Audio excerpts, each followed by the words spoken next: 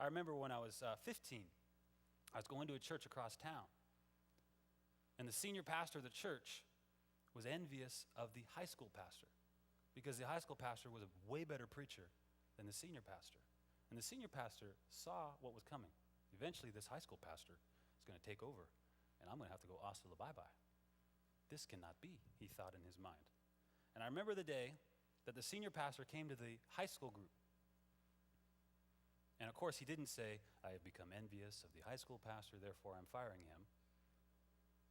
What he said was, there is a theological error that the high school pastor currently possesses, and so we need to get rid of him. And everybody in that room, even me as a 15-year-old kid, I knew something weird going on here. That just doesn't seem right. And I'm not even sure if this senior pastor realized, I don't know if he was honest enough with himself that even to this day, if he realized the reason he fired that guy was completely 100% due to envy. But it was. And one of the great things about our senior pastor, John Strong, I remember several years ago having a conversation with him, and I remember him blowing me away after having this experience, and I don't know when I had this conversation with you, John, but you told me, when I hire someone, I hire the best people for whatever they do. I don't think about whether or not they're better than me. And that's one of the reasons why this church has been growing, because our senior pastor is not afraid of envy. He doesn't have an ounce of envy going on inside of him. And I remember that opened my eyes up. Senior pastor, envy. Our senior pastor, not envy. I like the not envy guy. Number 2, how does envy work? Gossip and slander. I can't tell you, I've been a high school pastor, now I'm a young adult pastor, in addition to Saturday night pastor. I can't tell you how many times this same scenario has played out over and over again, where a perceived competitor arrives in the group, a perceived more attractive guy or girl, typically a more attractive, perceived attractive girl, and the girls bristle. Give her the old stank eye. And they start talking about her. Oh, she must be loose, just because she's pretty. And this envy, this group envy, starts building. That is wicked.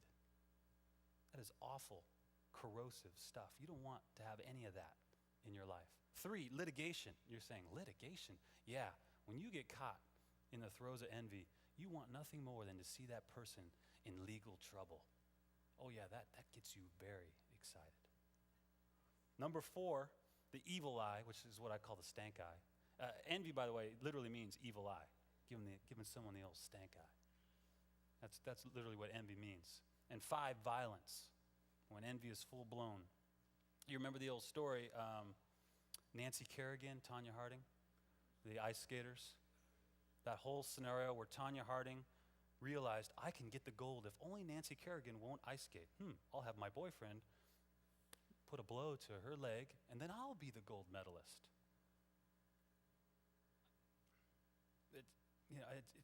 It's what can you say about something like that, except how envy had gripped her heart. St. Basil the Great, who lived in the 4th century, had this to say about envy. Nothing more destructive springs up in the souls of men than the passion of envy, which does no harm at all to others, but is the dominant evil of the person that harbors it. As rust consumes iron, so does envy wholly consume the soul that it dwells in. It's one of the most ridiculous things about envy is the more you envy someone else, you don't hurt them at all. You continue to hurt yourself. One of the things that strikes me about this quote is St. Basil the Great was an abbot at a monastery.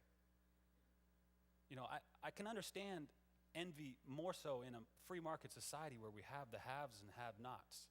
There's more things to envy. But, you know, he wrote this with a bunch of, let's say, 100 monks at a monastery, and he had this to say about those monks. What was going on in that monastery?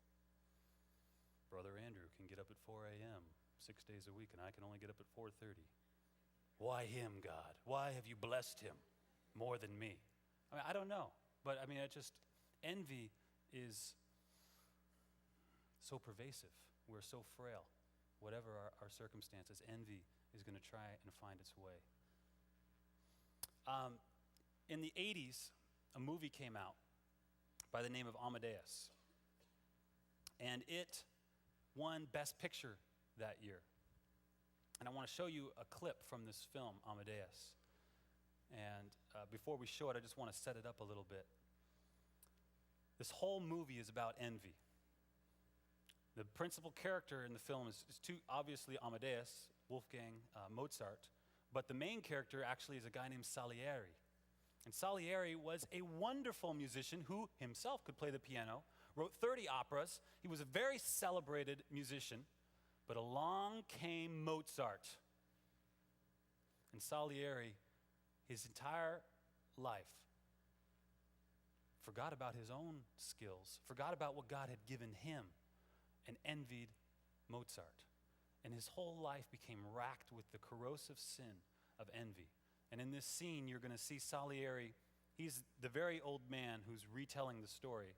And you'll see Salieri reading Mozart's music and struggling between admiration and the dark side of admiration of envy.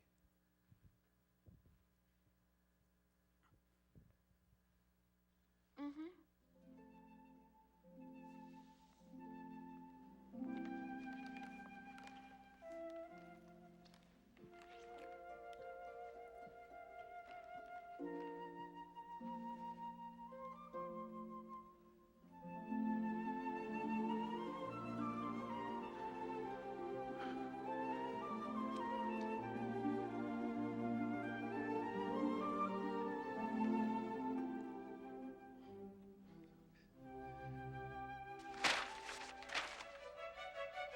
Astounding. It was beyond belief. These were first and only drafts of music. But they showed no corrections of any kind. Not one. He had simply written down music already finished in his head. Page after page of it, as if he were just taking dictation.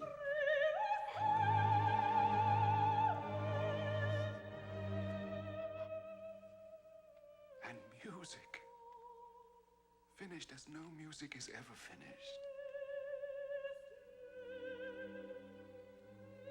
Displace one note, and there would be diminishment. Displace one phrase, and the structure would fall.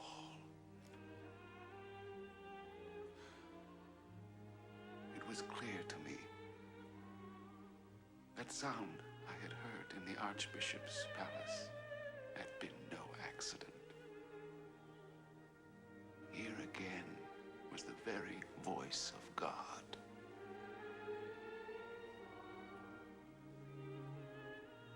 I was staring through the cage of those meticulous ink strokes at an absolute beauty.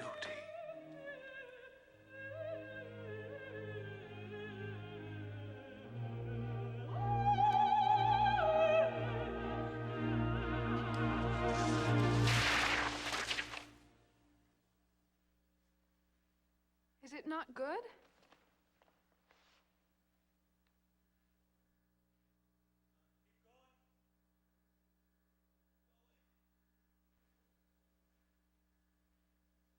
It is miraculous. Oh, yes. He's very proud of his work. So you will help us?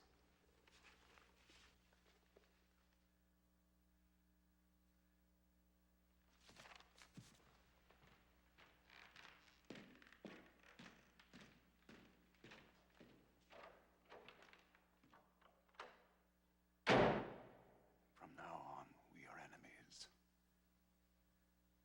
You and I. Because you choose for your instrument a boastful, lustful, smutty, infantile boy, and give me for reward only the ability to recognize the incarnation. Because you are unjust, unfair, unkind, I will block you. I swear it. I will hinder and harm your creature on earth as far as I am able. I will ruin your incarnation.